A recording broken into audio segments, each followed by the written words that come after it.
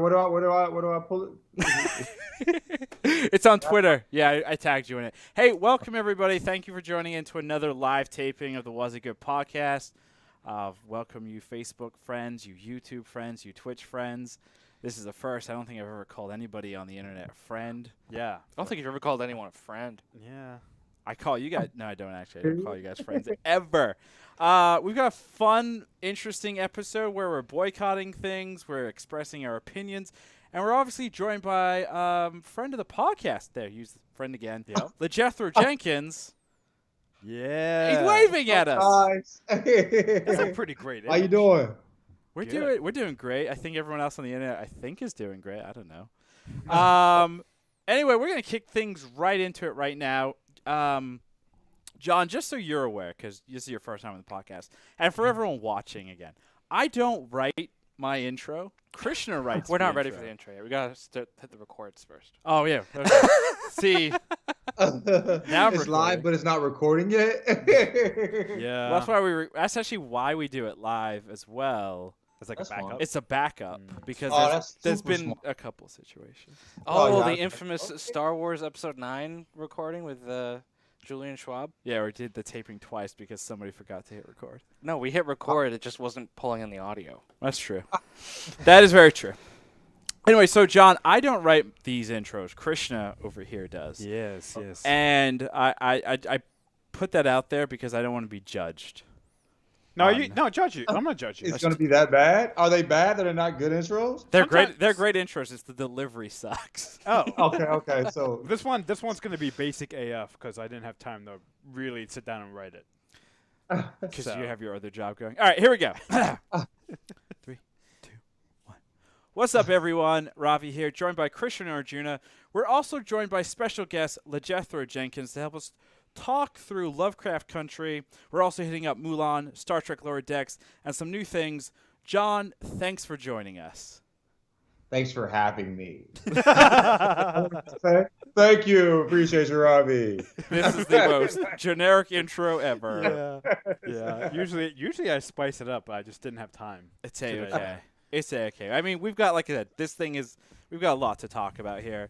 And I think, John, we asked to jump on to the pod here because John is a fellow Lovecraft Country viewer, the new HBO Max original series. We just finished it this past week, episode 4, A History of Violence. I mean, it was basically Indiana Jones. We got John here with his arms up. That's probably what I truly like about the show. It seems like it's a different show every episode. Like we get like Underworld, Indiana Jones, American Horror Story. You know what I'm saying? Like it switches up every time. You really don't know what you're gonna get. But I guess the whole story kind of, molds together at some point. But it's almost like Watchmen, where I'm 4 episodes deep. I know I like it, but I don't know if I quite get it yet. You know what I mean? Yes. Like I guess the last episodes will decide whether how great of a show it is as a whole. But the episodes themselves, I really enjoyed thoroughly. Yeah, John, I think you hit the nail on the head. I was telling Arjuna and Sahara this. It was absolutely Indiana Jones. There's a little bit of a Pirates of the Caribbean feel in this episode.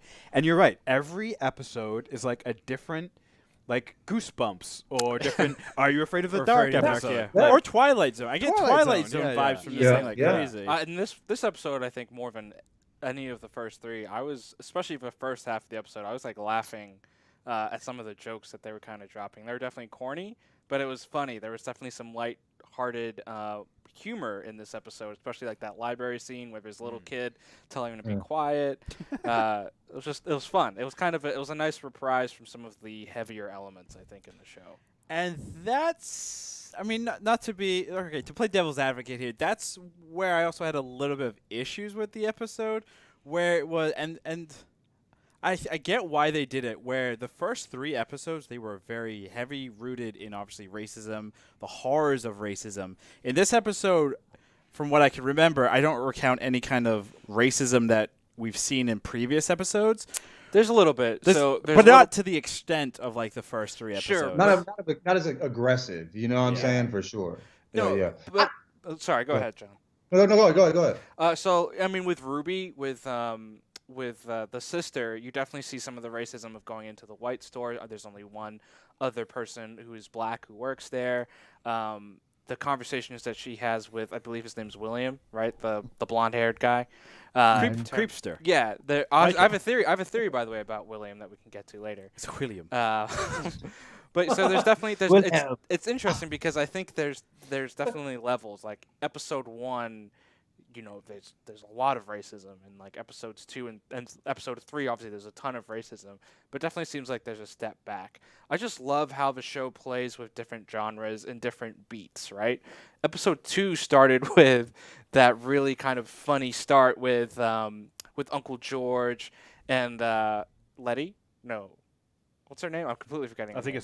it's Letty, right? Yeah, it's Letty. You're right. Yeah, Yeah. with Letty just kind of like dancing it up and jazzing it up in the house and like having all this type of fun. And that's what I kind of got from this episode. And I love how they're playing with that. It's not all dark and depressing. It's not all comedic and light. And it kind of turns on a dime sometimes. Like sometimes it can be Everything is happy-go-lucky. Yeah, it can almost be like slapstick funny to like dark and depressing to horror and sci-fi to action and adventure. And I can't remember the last show I've seen that's really balanced those elements. Yeah, like it's steeped in racism, obviously, the location it's at, you know what I mean? But it's also funny, it's a horror story. It's, you know, like I've never seen this type of story told in this way.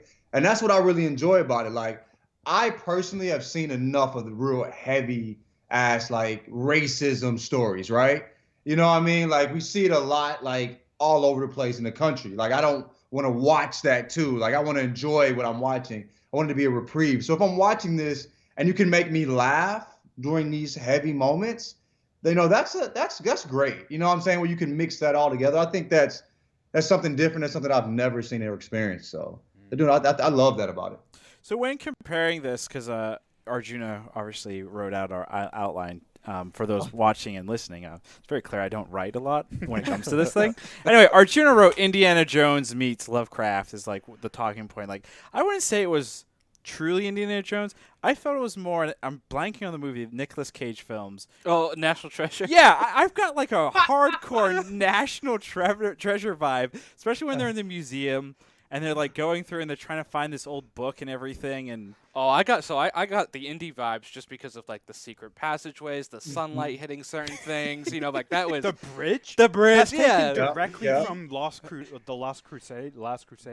Taken directly from that. Exactly. A bridge that you can't see. The dead people coming back to life, you know, like the skeletons. That was all very. I got the Indiana Jones imagery because I think it is obviously the most famous archaeological kind of action adventure movie franchise, at least of our generation. But I could definitely see, I mean, National Treasure is interesting because I feel like I don't know why, but like they're going after these pages, and then there's like these let's talk real quick. Let's jump ahead here. The ancient individual that they discover, who the siren. What is she? Okay, cool. Awesome. Yeah, so she's the what are they? What are they? Yeah. And she's supposed to be the person that what's his name? Montrose discovered and then imprisoned, correct? Wait. Yeah. What do you mean? Not Montrose. Titus, the original, the OG son of Adam. The OG dickhead. The guy who founded the Sons of Adam. Yeah, OG dickhead. I like that. OG dickhead. Old as dirt. Old as dirt. There you go. Yeah, that's what I was going for. But yes, I mean, let's talk Siren real quick. I mean, that I thought was an interesting sequence. I mean, I definitely, because everything was kind of, upbeat. They're doing the whole thing, arm in the door, blood everywhere, and then going up, all these dead bodies, and then the body jumps. I did shot, I actually went, whoa, what the fuck? Really well done. Yeah, because I thought it was just going to stand there. I thought something else was going to happen. And then the fact that they came back to life. Yeah. Renewed skin and hair. Yeah, that was insane. So we talked about the imagery in the very first episode, the kind of black and white sequence, and then how well done that was. This, to me, the de-aging process of the skeleton and the movement of the camera, that was the next standout cinematography piece, I think, that we've seen in Lovecraft. That is such a memorable scene to me of that scene and that de-aging process and everything they did there. I thought that was really cool. Yeah. Then we just nerves. I mean, how they how frightening. I actually I think you said it, Robbie. You actually jumped. I think I remember actually being startled by that whole thing. But yeah. I what's really weird. I don't know if y'all are you assuming people that watched this whole joint? Oh yeah, this is a spoiler filled. Yeah. Ruin everything. Okay, cool. The ending was so odd to me. I don't get Montrose yet. Is he what is he? Is he a villain or is he I don't know his role yet. Yeah, so I think what I picked up watching this episode is he knows a lot more than he's obviously revealing. He knows a ton. So I think everything that happened in this episode, he wasn't surprised by at all. He knew about this underground, he knew everything that was going to happen, essentially. Yeah, because he knew the combination to open the door. Yeah. He knew he knew to a degree that the light was going to hit and bounce around and all that fun stuff. Yeah. And then also the siren stuff. He knew that he had to remove her for whatever reason.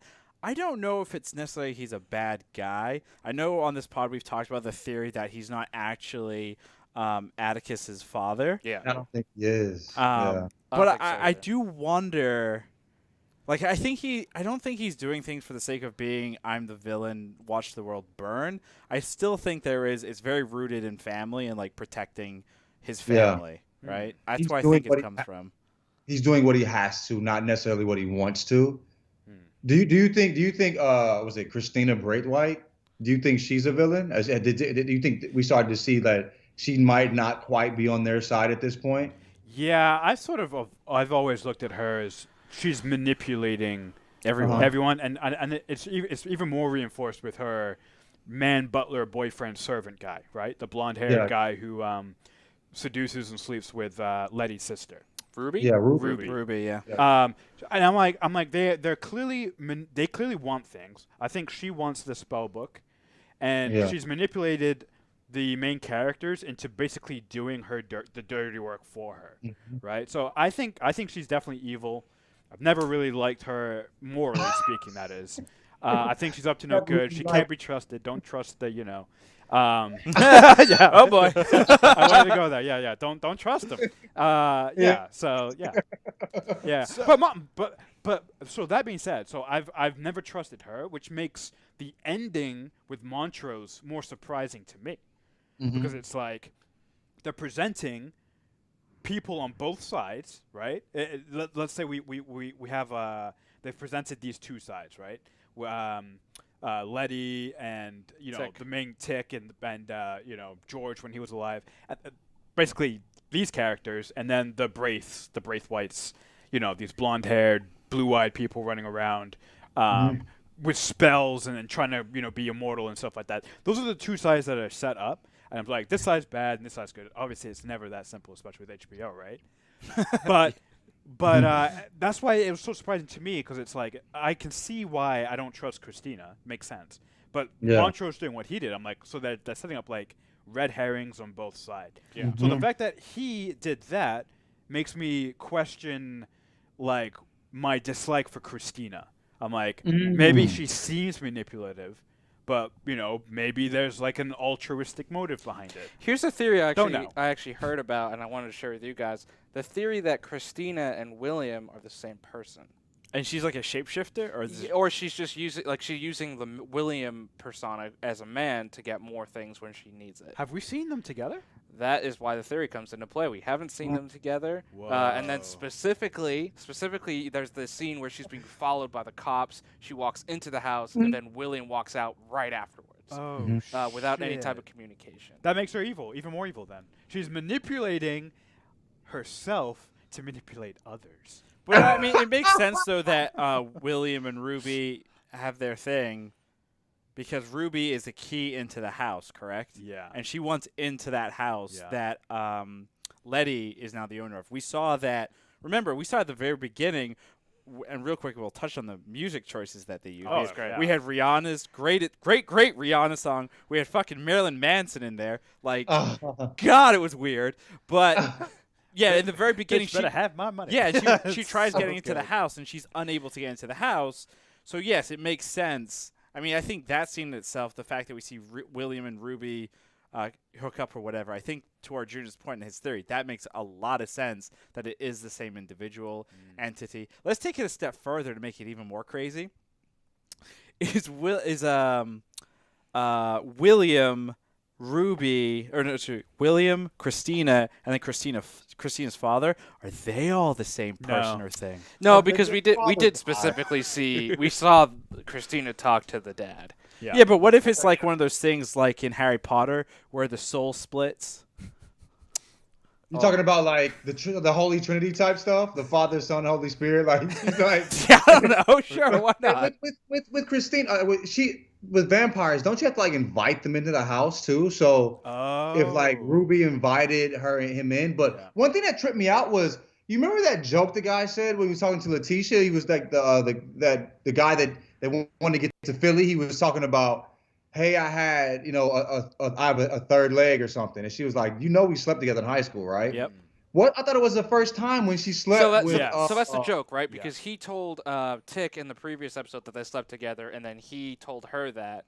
So she's just outing him because she's like, you need to stop bragging about like these false things. There is another thing he did drop though. But she said that her first time was with right. Which it was, which it was because of the bleeding, right? Yeah. So she's outing him because the guy from Philly told Tick that, and then Tick told Letty that.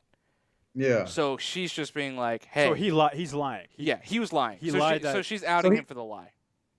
Oh, okay. There is one other thing he did mention though that was kind of a throwaway line that he said to Tick, where he's like, I've been seeing your dad hang out with the bartender a lot.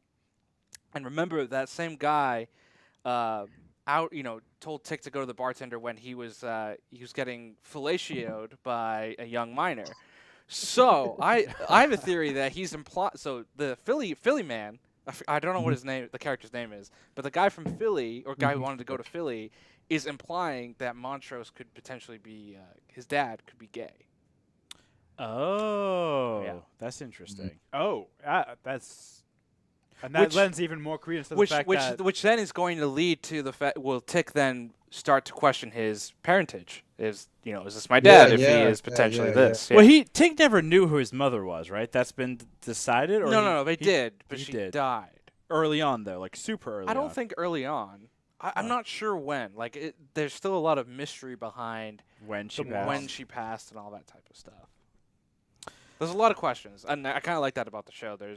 You get like one question answered maybe an episode, and you have like 15 more. Yeah.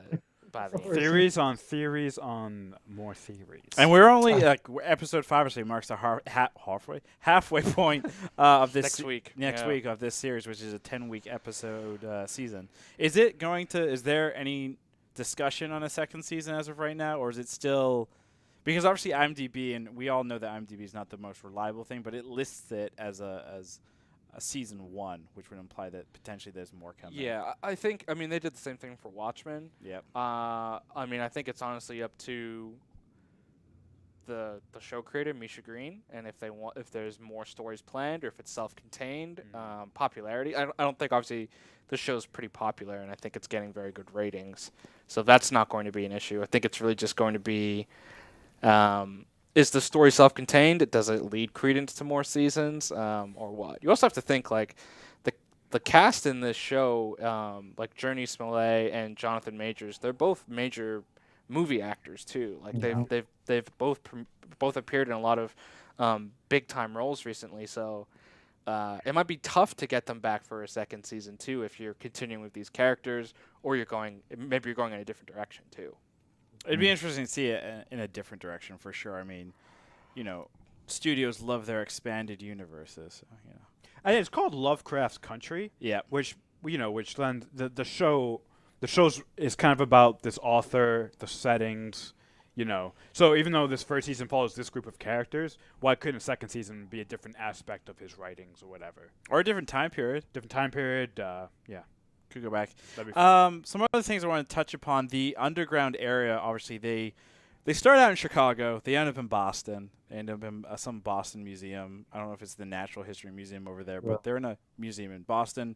Obviously, when they're going through the Indiana Jones / National Museum, National Treasure, sequence, we see the elevator. We also see the dead body. So we see a direct connect between that house in Chicago and the tomb, right? How do we think that this tomb, forget the show. Actually, it's Constantine. Constantine, the character from the DC Comics, he has a magical house that can, it's all dark magic, and it just flies around and appears wherever it needs to be. Do we think the same type of thing is happening with the tomb? Some type of teleportation. There's something going on, right? Clearly, they went from Boston to Chicago way too quickly. A portal. Yeah. Oh, yeah. I mean, do you think it was when they crossed that plank? Yes. That's when that happened? Yes. I think that makes the most sense. You know what I mean? Yeah, I think so. I think when they crossed that plank, that was the magical distance that they kind of traveled, because they even call Aunt Hippolyta, and tell her oh, we're back in Chicago, so they had to drive the car all the way back from Boston. Well, she doesn't. So at the very end, exactly. she discovers what's his name? Uncle George's map, and then they turn around. Yeah. So she's heading to the creepy ass. The house, the rubble. The rubble, basically. Yeah. So let's go over what elements do we have here. We have vampires. We have time travel, right? Because there's mention of the solar system golden thing that Christina's looking for. And you see at the beginning of this episode, by the way, you see that Aunt Hippolyta has that at the office. And there's a guy who's, she's like, it doesn't work. I need to figure out the gear. So it's not working yet. And we know Christina's trying to get into the house to get that, but she doesn't realize that it's not in that house yet. So that's also interesting. So we got some time travel things. I love that. Real quick before we go around the room, John, do you have any favorite parts or anything that you felt was missing from the episode? From this episode, I don't think there was anything that was missing. I think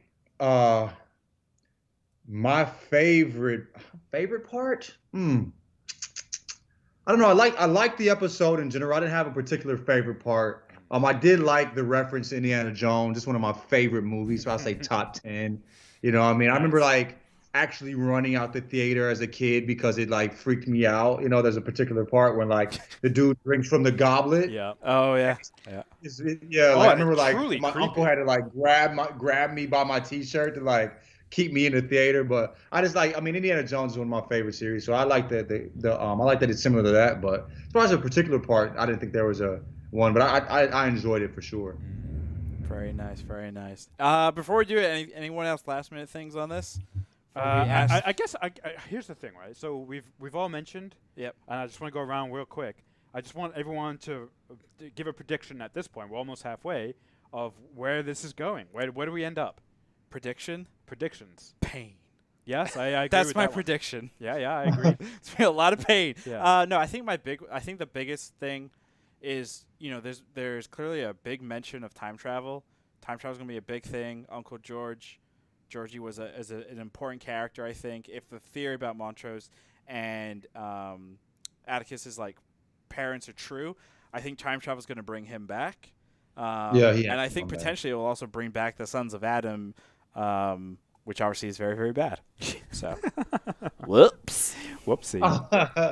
Yeah, so I think, what do I think is going to happen here? I think everything is getting set up to be foiled.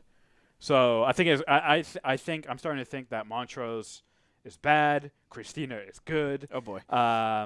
Tick's gonna not end up being a powerful sorcerer. I think Letty is. I think Letty's gonna end up being the one with this end up with the spells. She had that great line Yeah. to Tick where she was like, you know, what the fuck? You think the center of the world's around you? Exactly. And it's like, Right. The world doesn't revolve around you, so I think she's gonna. I just think it's setting up a little too nicely where everything's just gonna get flipped. So what is good is bad, and what is bad is good. What is great. This is like great. an Avengers. This is like the Avengers. They're all separated, and they're all gonna come together when the aliens come down and attack. I swear to God, if there are no aliens in this show, I'm going to be very upset. Because we have every other sci-fi element in here. We need aliens. You haven't got werewolves yet. Werewolves aren't sci-fi. Have we not got werewolves? Were those little like things that we saw the first day? Were they not similar to werewolves? They're kind of like vampire werewolves, like wolves. Van wolves. What's that? Yeah, that's underworld right there. Vampire. Yeah, that's true. We've got ghosts. You know, we've got zombies. alien cows. Well, we had cows giving birth to demon babies. We got to see what happens with that still. Yeah, that's Right. a thing. I Yeah. completely forgot about that. I forgot about that. There's so many questions and there's so many like things that you see. There's so many things that that need answering. So I learned about this real quick aside. I learned about this concept about world building. You have hard world building and soft world building. Hard world building is like Star Wars, where every element in the show is explained, right? Everything has an explanation. Like nothing exists, by itself. Then there's soft world building, which is in a lot of like Japanese anime, and Lovecraft Country is also a perfect example of it, where you have random things that help create this incredible setting, and almost none of it is explained. it's just there. It's like there for dressing, and it helps you. It helps pull you in, and it helps immerse you. But because nothing's explained, it maintains this air of mystery, and it creates this sense of like foreboding, or it's really good at like creating emotions without without telling your logical brain why, So great example of soft world building. Yeah, I think like even if they don't explain like the demon part, it adds to the world. Yes. Like you see how ridiculous, like the depths of how ridiculous, the world is. Yep. Even if that part's not explained, it does make you understand the entire world a little bit better. You know what I'm saying? Yeah, or at least like the discomfort and the uncertainty that our main characters are feeling, because they're like us, right? They're like, what the fuck? Yeah, Right. very much so. Right. Good times. That makes a lot of sense. Yeah. John, do you have any theories for what's going to happen in the remainder of the show? You're like, I'm here for the ride.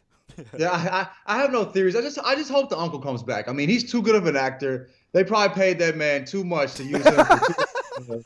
You know what I'm saying? Like, you know what I mean? Make him get his money's worth. We want to see more of him. So yeah, I want the uncle to come back. Hell yeah. I don't really know. I do think in the end, Braithwaite will turn out to be good. But I think there'll be a part in the middle where we just absolutely despise her, and then it'll switch up, and she'll be somewhat solid. So we'll see. Yeah. I don't think their intentions align yet. I don't think I think it's going to align by the end of the season, but we're not there yet.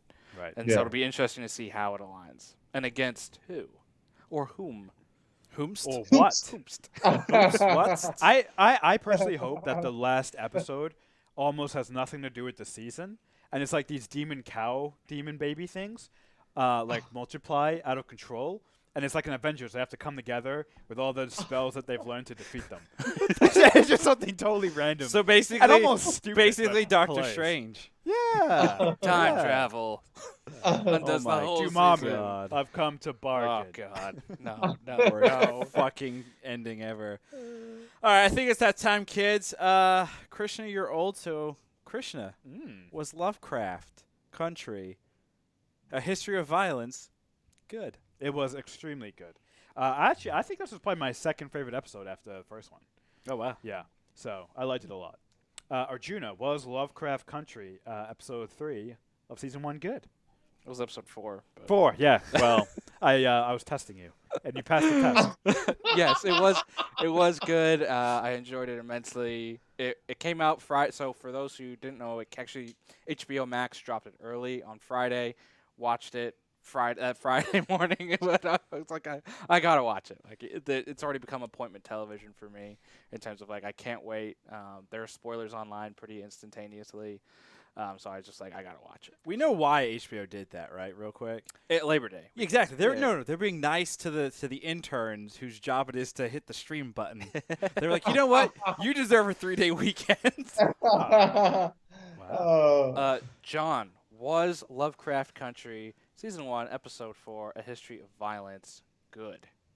Yeah, it's good. I think at one point while watching it, I don't think I thought this. I actually thought this. I thought like I'm looking forward to watching this like 3 years from now. You know what I mean? Where, if there's I hope it continues to be a series, but after Game of Thrones, I said I'd never sign up for appointment television again to be disappointed the way I was last season. Last season, but I lied to myself. You know what I mean? I'm always looking forward to this coming on. It was good. I really enjoyed it. Nice. Robbie, was Lovecraft Country Episode 4 good? I'm going to do the unthinkable and agree with you all and say, yes, it Wow. was fan-fucking-tastic. It was a very good episode. I think I'm in the middle where it's kind of like I wanted to be afraid and be disgusted by humanity, which we still had some elements of, but it was still a different episode where it sticks out when you compare all of them, which, in a television series now where you have like multiple episodes, it is very difficult to do where single episodes stand out. And this is definitely one of those episodes where it stands out, which I think is really good. So they've all stood out to me for different reasons. And I think that's impressive for a new show, especially when you're trying to learn names and characters and motivations and everything.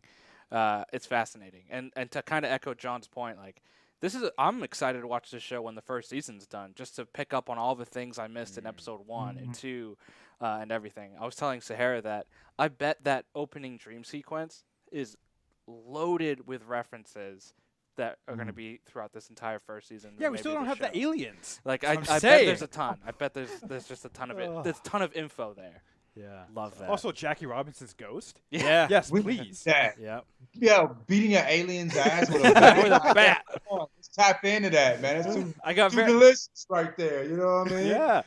With that home run power. It's very like Will Smith vibes from like Independence Day. Welcome to Earth. Yeah. Right. Knocked old boy out. You remember that? Will Smith knocked the alien out at Independence Day. We don't talk about that enough. You know what I mean? That's real punching power. That's some good stuff. Actually, that's a great point. That would hurt that would break your wrist because he punches like an exoskeleton, right? It's true. Yeah, but remember the alien crashing a ship. Oh, okay. So I'm sure he's got like some whiplash shit going on. Yeah, he's probably somewhat concussed already. Yeah. He jumps out on some and then like the fear, he's scared, so that adds more power. Yeah. I see. Yeah, adrenaline. Adrenaline rush. So wait. What do you think gave the alien CTE? Was it the crash or Will Smith's fist? Yes. I think Don't let the NFL look into it, okay? Christian, CTE did not exist in the 90s. Oh, yeah, you're right. Right. Yeah, it came about randomly more recently. Yeah, SJW conspiracy. John, thank you for being on the podcast. Really appreciate it. Everybody, this is LaJethro Jenkins. John, is there anything you want to plug while you're on here? Yeah. Where can we find you? Tap in Wednesdays. Yes, sir. All right, y'all be cool, man. This was fun. I appreciate y'all. Thanks, dude. John, Have a good one. Appreciate it, bro. Peace. Awesome. Sweet. Oh, we should get John on more of these. We should. He's a great. good dude. That was great. We should replace our host with him, honestly. Yeah. What? Yeah. But I do so good at poorly reading the intro and barely keeping it together. And the internet. Internet. Wait, why do you have a peak going? Because I hate my hair. Anyway, thanks for bringing that up, Christian. You're welcome. Well, moving right along, everybody, this weekend we saw 2 films. We did? We didn't personally see them, but the world saw 2 films that were teased that were supposed to come out a long time ago, earlier in this year. Yeah, one of them was supposed to. One of them literally was supposed to come out half a year ago. Yeah. Yep, about 6 months. Yeah, back in March. It was delayed, obviously, due to everything that's happening with COVID-19.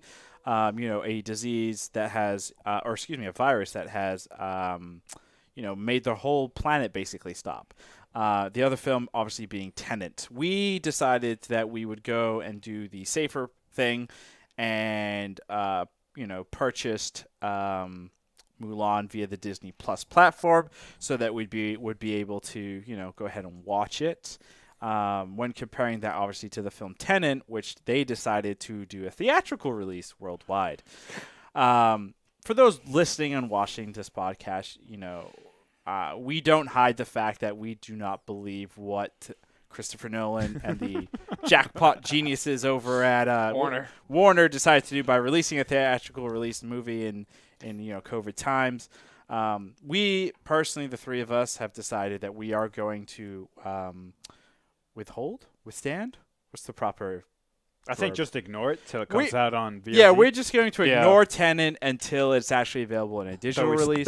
Though we talk about it every week. We talk about it every release. We give it so much attention. It's insane. But yeah, like I said, this long rant.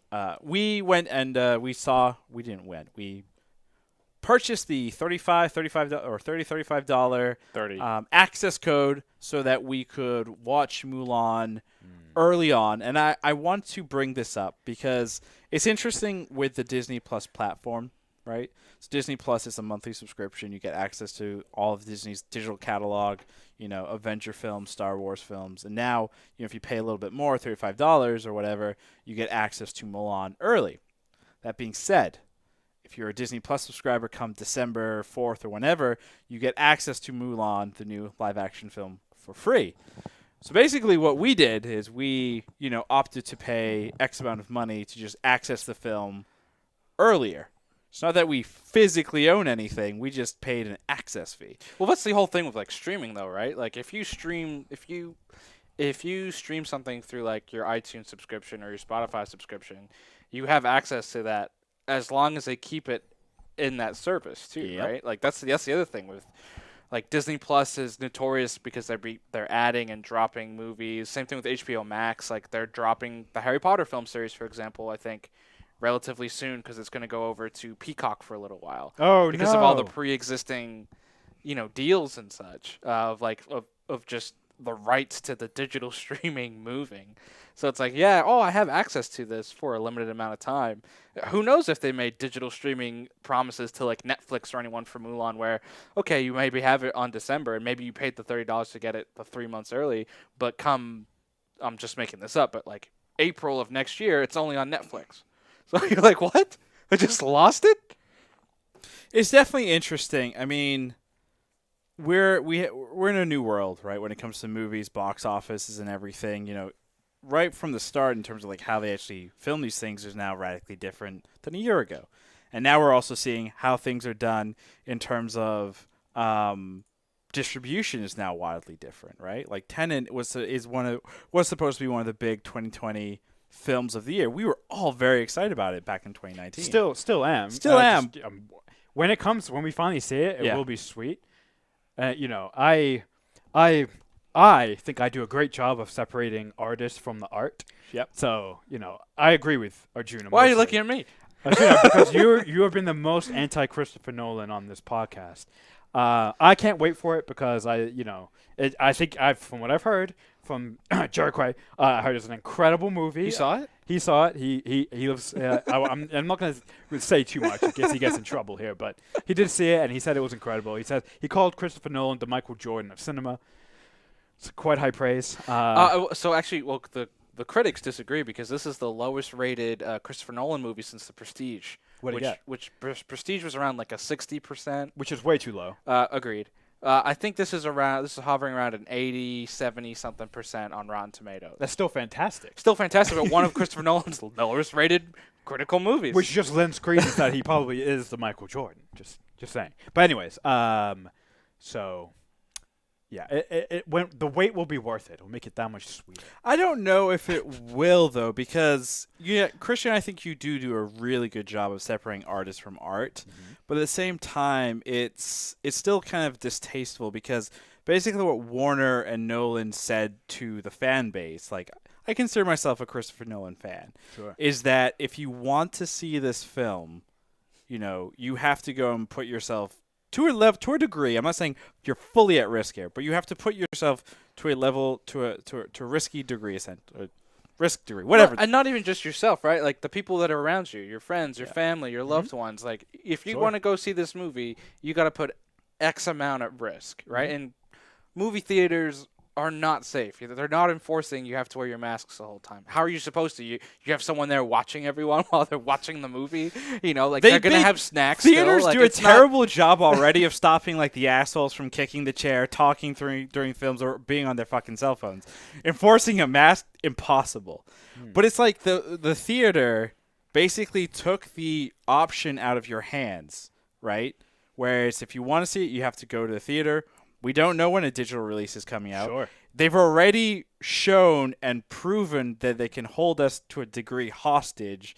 I know I'm being very extreme with my terms, but guess what? I can do that.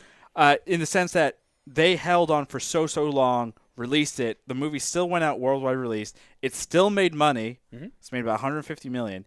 It's very possible, if they want to be real dicks about this, they may not release it digitally for up to another year and may keep doing reruns as things get, air quotes, better. That's fine. To recoup the money. Actually, to be honest, that would be take out the morality. Sure. Really smart business. Oh, big time. Because guess what? That has a theater shelf life of 2 to 3 years. Actually, it could be one of the greatest experiments in cinema history. Just saying, you have one of the most anticipated sci-fi movies of all time with one of the most heralded directors of all time.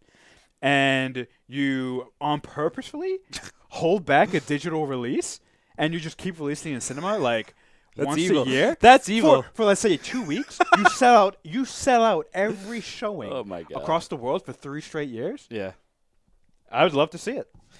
It's interesting. It might change. It might change movies as we know them. Going back to my point. My point is, like I said at the start, you do a really good job of separating ours from our art. I do not. Sure. I don't know, honestly. Like as I keep watching and reading these things and following what's happening in the world, even if it comes out digitally, even if it's free, I don't know if I could ever put myself up to bothering to watch it because knowing what has happened is there. Sure. So, yeah. I get it. I totally 100% understand that. But will you ever watch Mad Max Fury Road?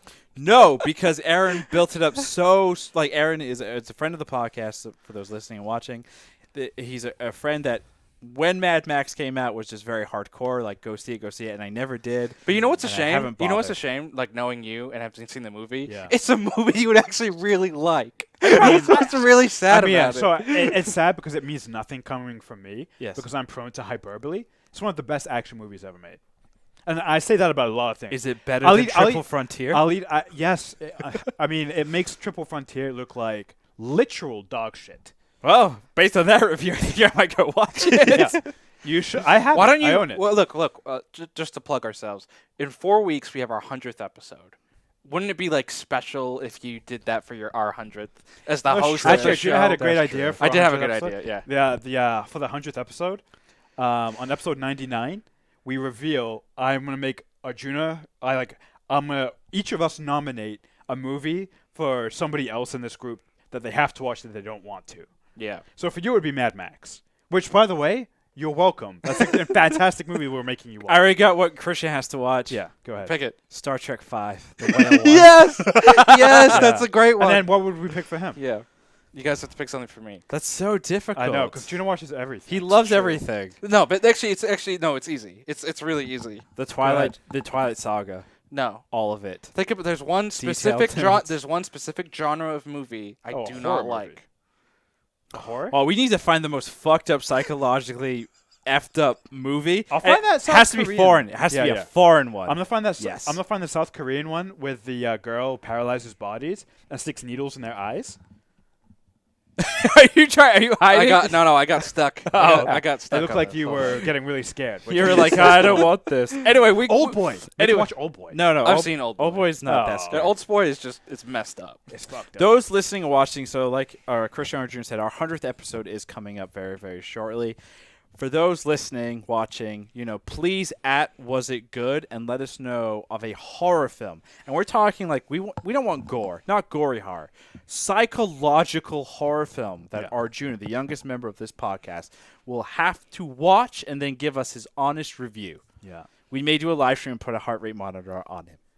We don't know yet. Oh, by the way, after this, great. I have a live stream idea that me and Lo came up with. Oh, perfect. I love that you're putting this in the podcast. Absolutely. But okay. You gotta plug it. We went way off here. We talked obviously Tenet here.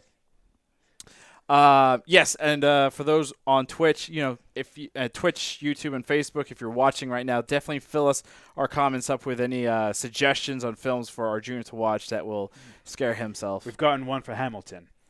That would make me and Ravi. No, never again. No, moving on. Anyway, back to Mulan. I'm going to give my quick review because you all know it, and it's very simple. Here we go. We got another nomination for Hereditary. Ooh, okay. For Mulan, real quick, guys, it sucked. I'm sorry. For the $35, wasn't worth it. Yeah. It sucked. If you have here's Ravi's my honest opinion. If you have Disney Plus, I implore you to just wait until December. Yeah. Don't bother spending the money. Absolutely. Instead, rewatch the original Yes. Mulan, the 1998 Yeah. animated film. It has great songs. It has Eddie motherfucking Murphy in it. Yep. It has it's just so much better. And I'm gonna stop now because I'm just gonna keep bashing it. Yeah. I will say I think it's a movie that would have been better on the big screen, especially because it is so focused on being an action movie.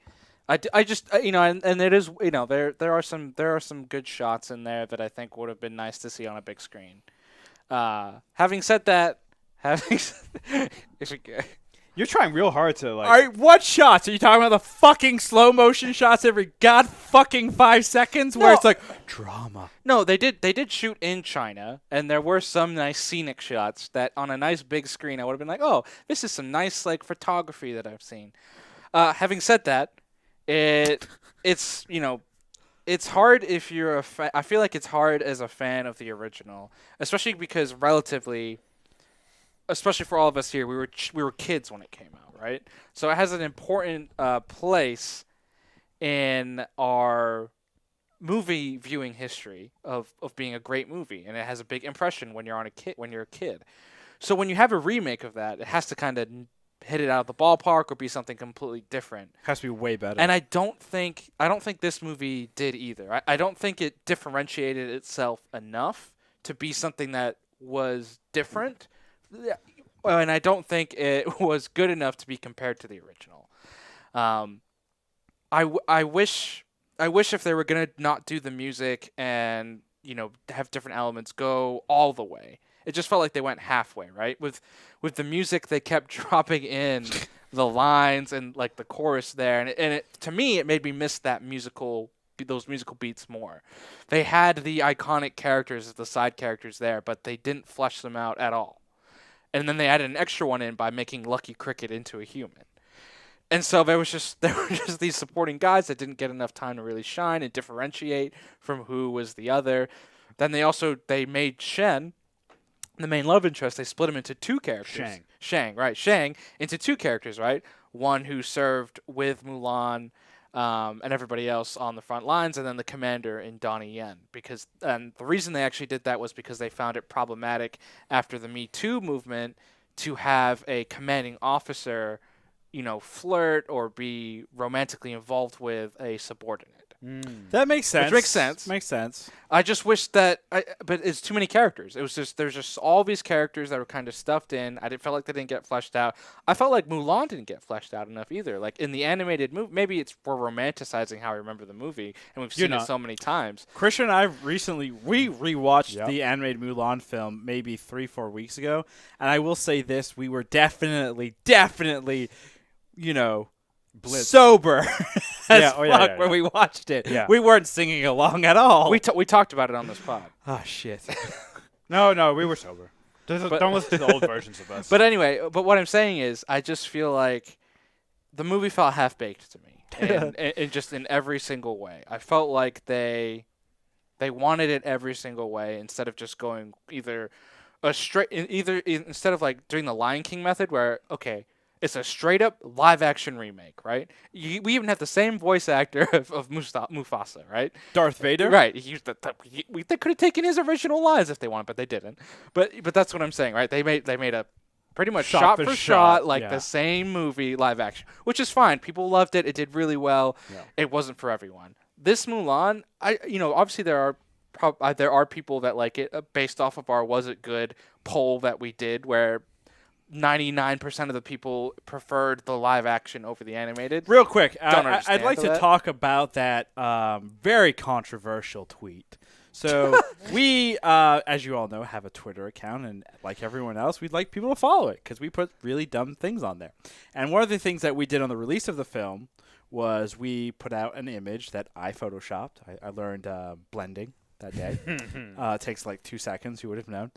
And I put a tweet out with an image that basically says, retweet if you like the live action Mulan, retweet if you like the original Mulan, and then like if you like the new live action. Little did I know that there was a marketing campaign running where if you actually liked anything with hashtag Mulan, you got the cool animation that Twitter does when they do their kind of like partnered marketing campaign. So I believe that actual number was very, very skewed. I do kind of want to rerun that tweet anew in about a week, like probably next, Thursday, Friday, just to see if that's still the actual case as more people get a chance to watch the film for sure. And put the animated Mulan as the like, because more people, it's easier to like than retweet, I feel like. Or people like. Well, then you're still skewing the I don't care. I want to skew it correctly. Maybe just make it a comment. Comment below which one you liked better. Yes. So I guess I'll go now because you haven't asked me. Like, my opinion doesn't matter. You bums. I mean, you like Triple Frontier, so clearly you don't know what you're talking about. Mulan sucked. Oh, wow. It sucked so bad. There was one funny part, and it wasn't even that funny. Wait, what part was that? When she walks in to the barracks, and there was like some naked guys running around. That was the only humorous part I can even think of. So, Christian, you find nudity funny? Nudity is hilarious. What do you mean? Nudity is hilarious. I thought it's related to that. But the part I thought was kind of funny was when they're in the bed and the guys are rolling over. Oh, that was kind of funny. That was kind of funny. Yeah. The fact that we can think of two parts, I think, is telling.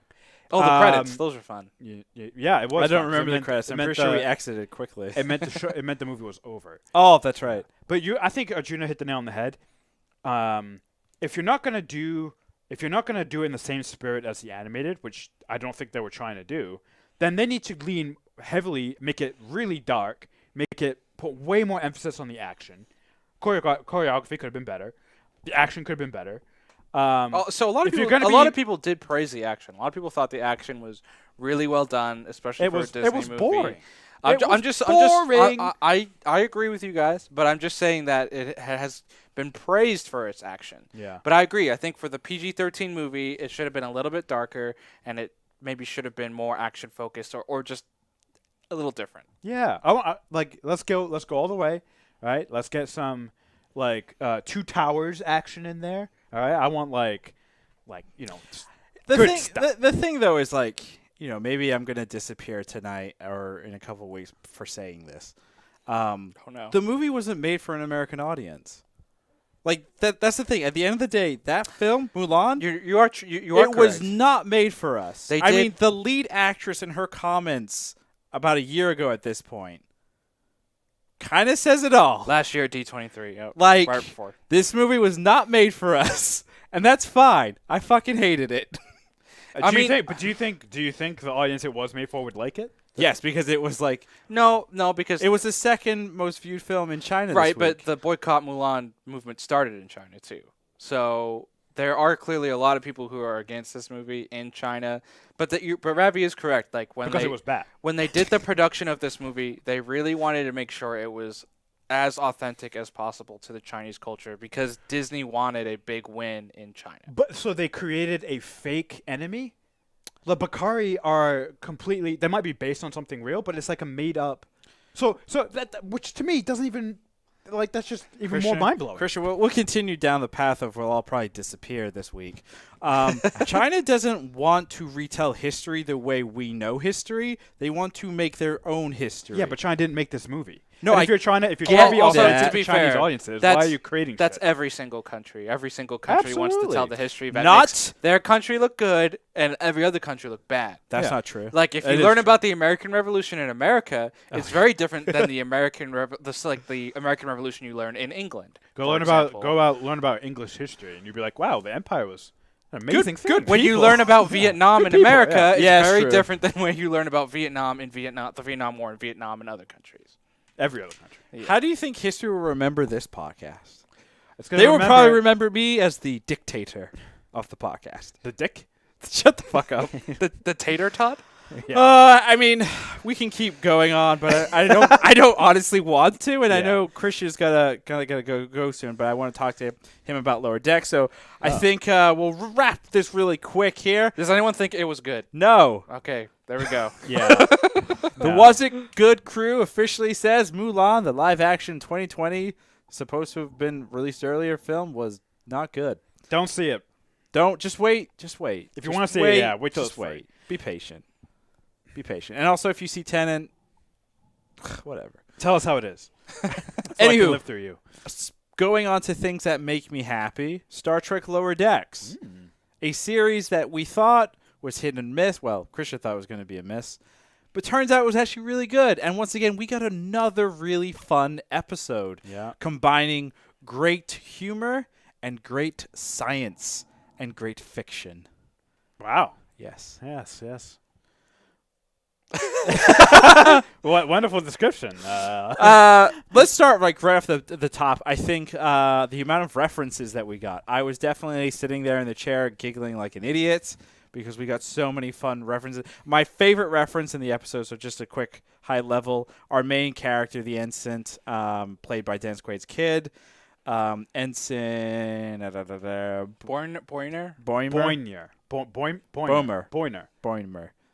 Anyway, the ensign actually has a really, somewhat attractive female girlfriend in this, and Beckett believes that she might be a parasite or some kind of crazy alien or whatever.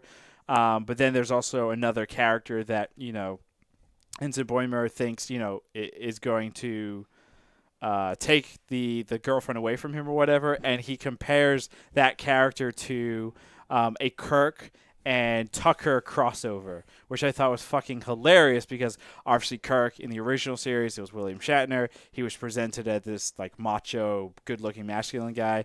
And then Tucker in the more recent Star Trek Enterprise series, which takes place before Kirk's period, is this kind of like southern, good-looking but super intelligent engineer character, which is great.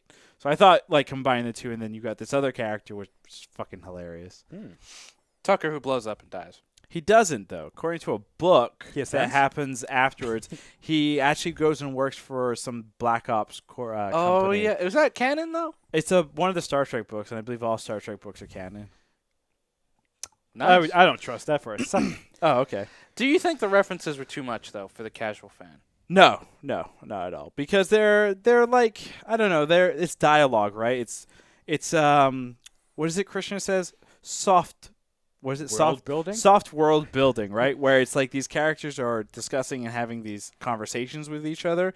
And in the Star Trek universe, where two characters are discussing, why would they say something like, oh, he's a cross between Idris Elba and Tom Cruise or something? No, right? I agree. It would be like people that are relevant within that world. But I think like for a casual fan like Krishna, I think you understood, correct me if I'm wrong, to a degree, that he was comparing this to somebody of greatness. Yeah, I didn't get all the references, but it didn't take away my enjoyment of it.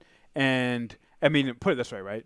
If that really bothered me, all I'd have to do is either research what those references are or go watch those shows. I don't like Star Trek enough to do either of those things. That being said, I still enjoyed this episode quite well. Quite a bit. Quite good, quite goodly. Brain malfunction. Oh my god, the heat is getting to me right now. I didn't bring my water. The story itself, though, the story and the humor outside of those references is still really strong. Yeah. Where I don't need to get every reference to find it funny. So this was another really strong entry into the Star Trek Lower Decks season 1 thing. I really liked I love the political stuff happening with the planet. The A plot was good, but my favorite part of the show was the 2 subplots. Yeah. With the 2 engineers, trying to compete to get these T-88s. I thought that was hilarious. To me, that reminds me of like YouTubers trying to put out great videos and sort of competing with each other so they can get free product. That's the kind of vibes I got from it. And then the other plot where you have this political thing where this moon's going to crash into the planet, and there's a whole bunch of religious stuff around it, and there's pollution. Like perfect, hilarious, sort of like quick analysis on like today's current events. I thought it was so well done. It was so entertaining. And the twist at the end where we find out that the planet two people is 2 people. on the It's like moon. it's hard being rich. I'm just like, this is incredible. No, my favorite part of that was when the guy invoked the Prime Directive. He's like, you can't do it because of the Prime Directive.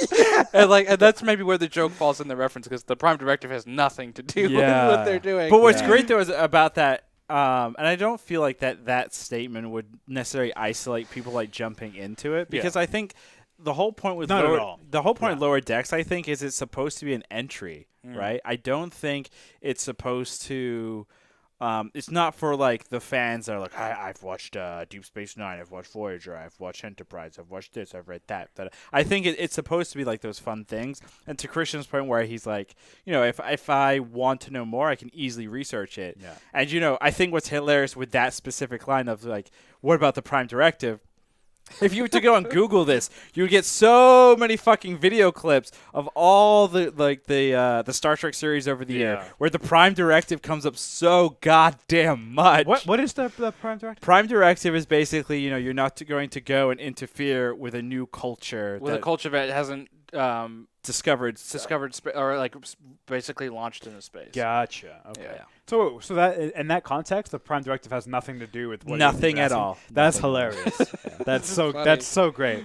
Actually, yeah. So that's actually a good example though of where if you do get the references, it makes it even funnier. Yeah, exactly. Which is well, fair. it just Fair seems like point. funny. It's like, oh, I guess he doesn't know anything. Like to me, so not knowing what the Prime Directive was, it was funny to me in the sense that he is either using it ironically, it's being used ironically, or the Prime Directive is this like really broad thing that anyone can try and invoke to get what they want, which is hilarious, which is kind of funny. It's like it's a rule, it's something to do with species and obviously the cross mingling of species and stuff. But so yeah, it was fun. It was a really good episode.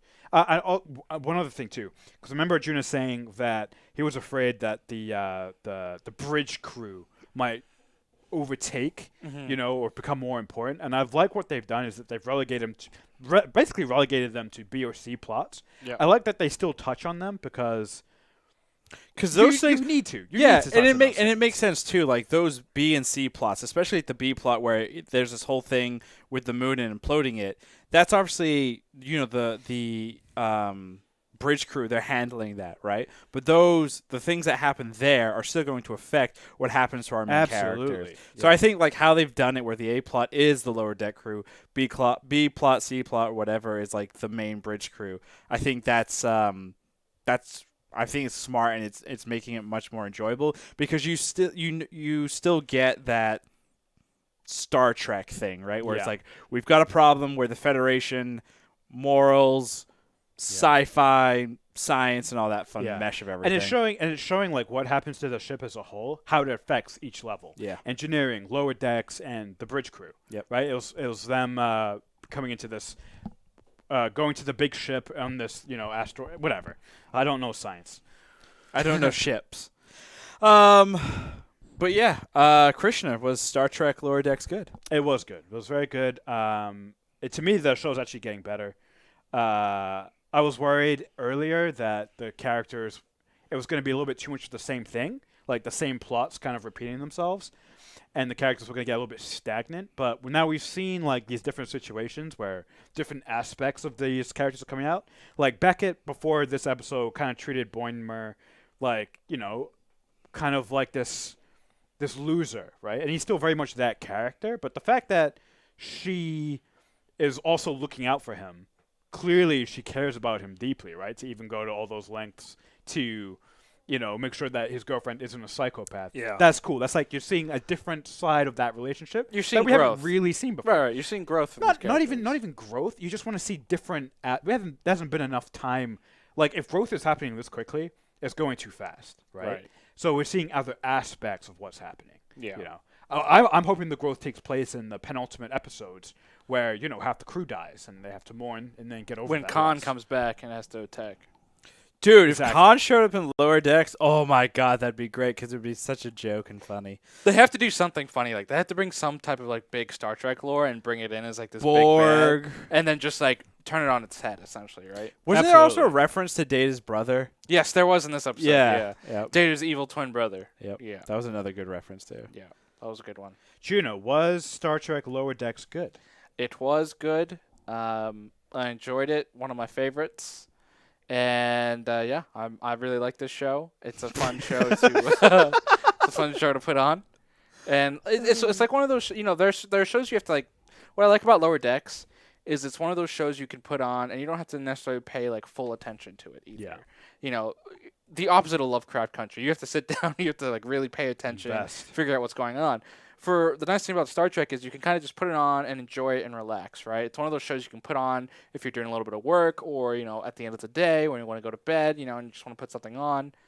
It's one of those shows, and I hope it goes for an X amount of time where it's just like, oh, I can put on my favorites, you know, like a SpongeBob or a, you know. Family Guy. Yeah, kind of like that. It's Exactly. basically Sci-Fi Family Guy. Yeah, which is great, honestly. So you want to watch it carefully, maybe not carefully, Yeah. but pay attention the first time, and Yeah. then throw it on when you're eating dinner. Yeah. Or you're playing a card right, game. because it was my favorite situation, and it was my favorite like comedic references and whatever. Good party Or when your brothers are trying to talk to you, just put it on. Yeah, to that's a good drown one them too. out. Yeah, Yeah. I'm gonna remember. You have to assume that your brothers want to talk to you. You guys never that stop situation. talking. So. Ravi, was Star Trek Lower Decks Season 1, Episode 5 good? Yes, it was. I think this is my second favorite episode so far. After one, After 7, no, last week's episode. Okay. Oh yeah, last week's was the last extension. week's, that was a really good one. Nice. Before we get out of here, we're Oh. gonna do some quick Was It News. Christian, you have time for us? 3. Yeah, I gotta go. I kind of gotta go now. Oh, okay. Well, So that's okay. You guys can take off the news part. You don't need me for that. yeah, I guess so. We'll be right back. Jen, you want to just drop us to the weight card real quick? I'm about to disappear, so I'm gonna say bye. Bye.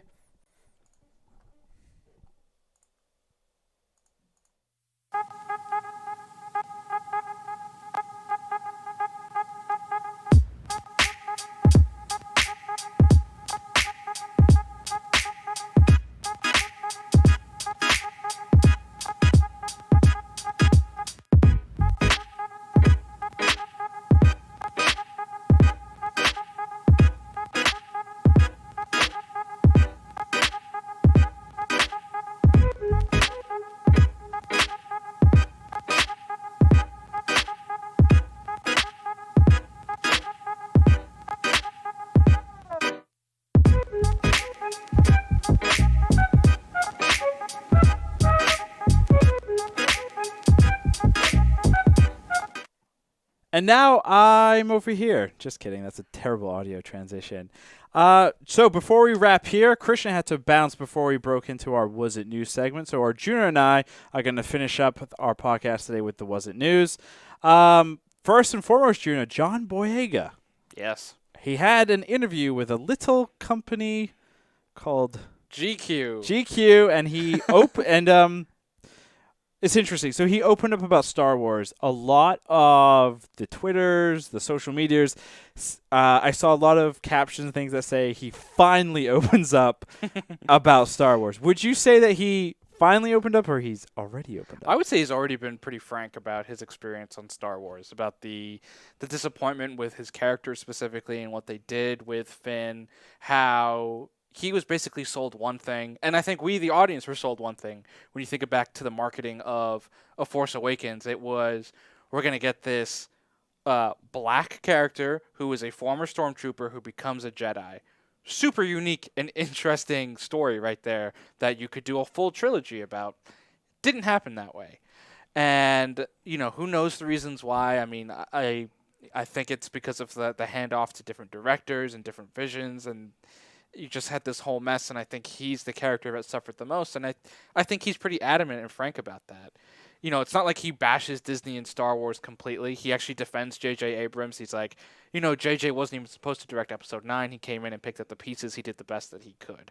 We know that he doesn't love Episode 8. He didn't love the direction Finn took, and rightfully so. Like, his character is oddly different in Episode 8 versus Episode 7 he's and Episode 9. He's the goofball when it comes to... I mean, yeah, he's just goofy as hell in that.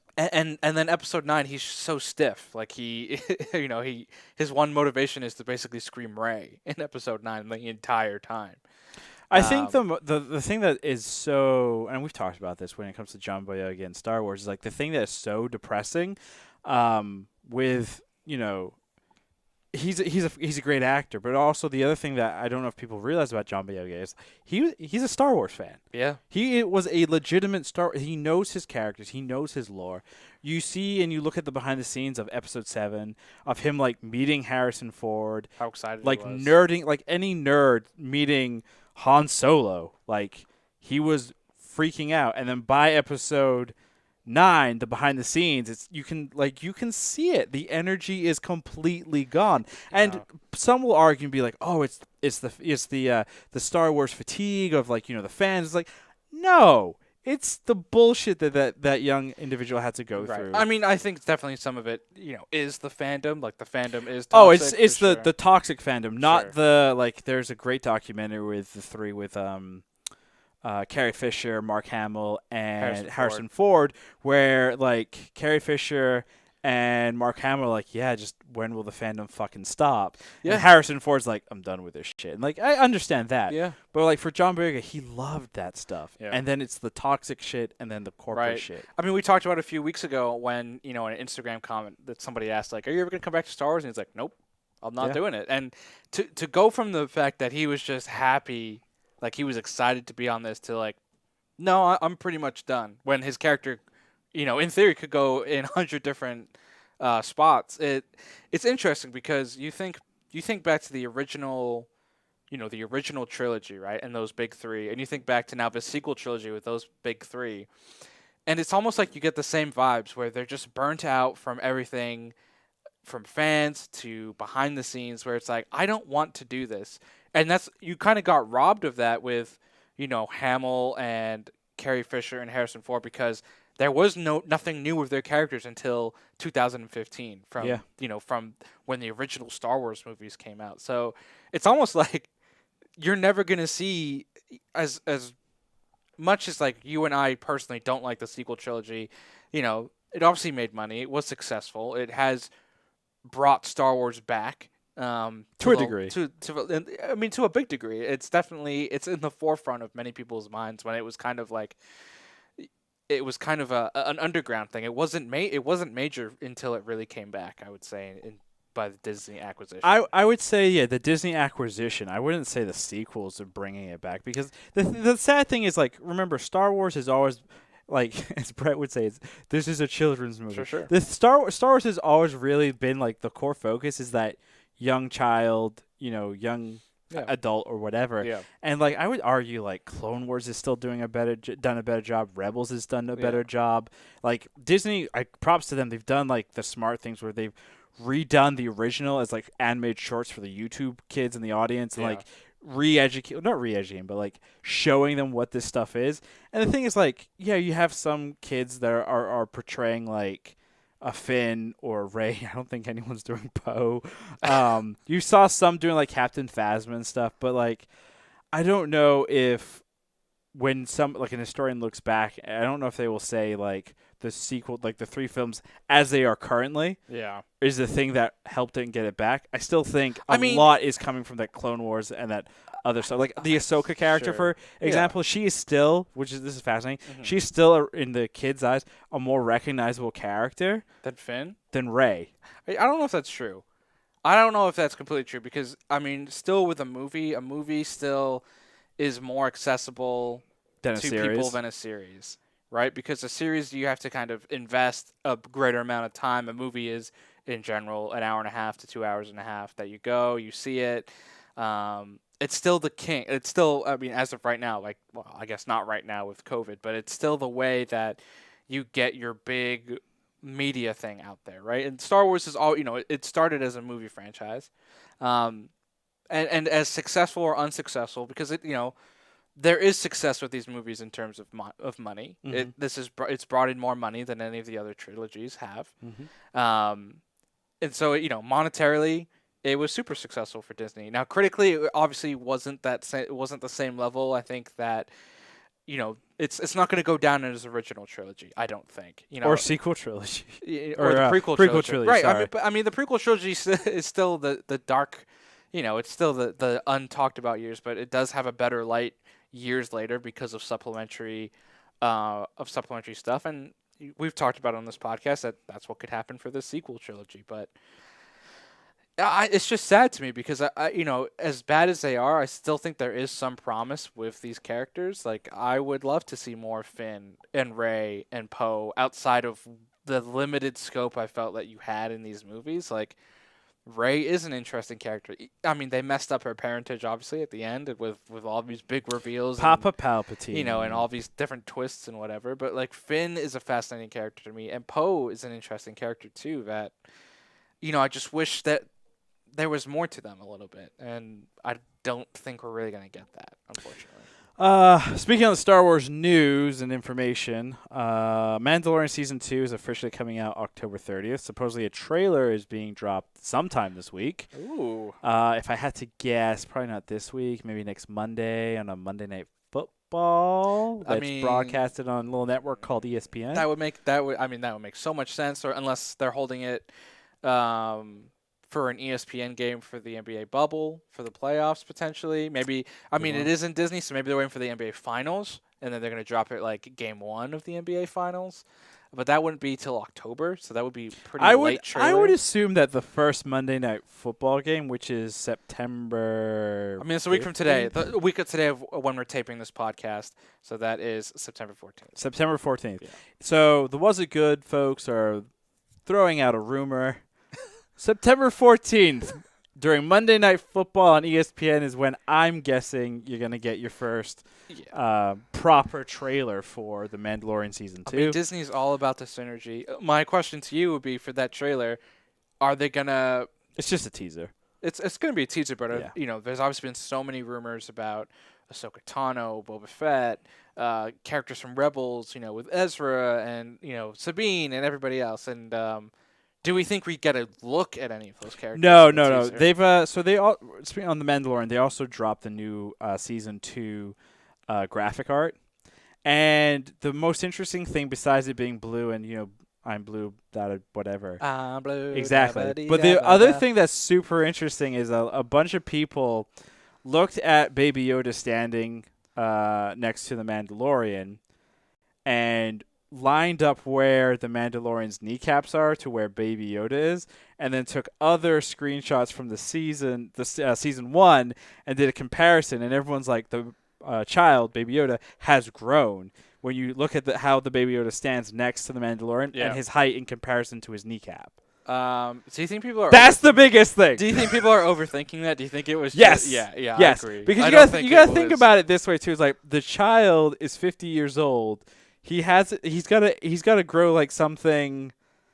I don't know. He's got to be growing at the rate that like the tectonic plates move. Yeah, it's slow. Which is just very, very so slow. He wouldn't grow that much unless like 30 years pass. It showed like if you look at it, like someone did the math, and it comes down to like he's growing an inch and a half to like 2 inches. Like it's weird, and I'm like, okay, that's cool. But anyway, to your question, That teaser and all subsequent trailers, I don't give a fuck if we see like Ahsoka or anybody. I want the nerds to like break down the size of the child. Did he get fatter? Did he get taller? That's what I care for. Well, last question for me on Mandalorian. Do you think we're in for a disappointment for season 2? Do we, there was an I don't. You do. Well, there was. Well, think about it this way, right? I mean, and this is for any show. Sure. Whenever you have a new show, there's a certain element of unknown, even for a Star Wars property, right? You don't know exactly what the show is going to be. Like a year ago, we didn't know that Baby Yoda and the child and everything was going to be a huge thing that took over all of pop culture. Mm-hmm. And it did, and it became super popular for The Mandalorian, and it worked for the show, and it became the central point of The Mandalorian, right? All we knew about the show was there was a bounty hunter. That's it, right? We didn't know if he was actually Mandalorian or not, if he was human, whatever. And the show came out, and it was really well done. But now there's expectations to the show, and the first season was so well received. Are we being set up potentially for disappointment? Have people gotten their hopes up so much, especially because, I think for a lot of Star Wars fans there was a disappointment factor with Episode 9, and this is the next big Star Wars release, right? In terms of media. So it's almost like, is there too much being put on The Mandalorian Season 2, right? Where Mandalorian Season 1, it's like, let's see what it is, right? I don't know what it is. Now Season 2, it's like, oh, I expect this. Yeah, I expect everything. Exactly. I don't think so. I mean, I've definitely lowered my expectations. I think it's going to be an entertaining show for sure. I think there's going to be some surprises in there, just like with the Baby Yoda. We didn't know that was coming based on all the marketing stuff. We saw all these cool things. We saw these Death Troopers, and I was like, I'm all for it. The action was great. We know that a lot of the same directors and some new directors from season 1 are still going to be there. Yeah. We've seen what they can do. So knowing, like, if you came to me and you're like, oh, Jon Favreau is not involved, most of the directors from the first season are involved, then I'd be like, yeah, what the fuck's going on? Right. But the fact that they're all so invested and involved, and also the fact that, like, it is it's a story that is somewhat contained, and we know to a degree where it's going based on what happened at the end of season 1. I think it's okay. We know that this individual, Din Djarin, the Mandalorian, he has a career, he has a job. We know he's going to do that. So I don't think there's going to be a whole lot of like insane, like, oh my goodness, they completely screwed this up and made this character a bumbling idiot. Like, I don't think it's going to be all of a sudden where it's like the Mandalorian is now taking his helmet off every other 5 seconds, or he now screams Rey for some reason. Din. Yeah, I don't think we're in for too much of like a disappointment. I think it's gonna be a fun and interesting ride, and yeah, I'm excited either way. I don't think we're not gonna see the same kind of problems that we saw with episode 8 and episode 9. And also the beautiful thing too is that this is a series. Yeah. So if they do come out with episode 1 and everyone's like, what the fuck? They can still, to a degree, correct their mistakes. That's like if they came out in episode 1 and they were like, the Mandalorian and the child are no longer together, and they're doing 2 separate things and they're not together, I'm pretty sure they can fix it. So I'm not too worried. I feel like series are easier to fix. They should be, in theory. Yeah, in theory. We'll find out. Last bit of news here. Speaking on things that we love, Batman, the new Robert Pattinson. Yes. Batman directed by Matt Reeves. We got a interesting poster. We got a trailer. And then they got COVID. So they're shut down in production right now. Not just them. Robert Pattinson himself got COVID. So it's wild because production was back for 3 days. 3 days. And do we know where they're shooting? Are they shooting in L.A.? No, they're shooting in, I want to say England, but I'm not entirely sure. They've been shooting all around the world. It's a pretty extensive production. They had about 3 months left when they had to shut down. Okay. So principal photography began in January in London under the working title Vengeance. So I think they had restarted back in London. And then 3 days later, Robert Pattinson gets tested and has COVID. So it's fascinating. If you followed the news cycle that day, it was just like Batman production shut down because crew member has COVID. And then it later came out that that crew member was Robert Pattinson. We obviously we do hope for the best speedy recovery, but this is it goes back to like the problems that we're seeing here in the States and obviously still all over the world. It's like COVID is still a real thing. Wear your fucking masks to try and limit what you're doing. This one's personal because I want to see a new Batman already. Clearly, we're going to see delays, but you're ready for a new Batman? I'm always ready for a new Batman. Wow, that's. I mean, I could wait on a new Batman. Really?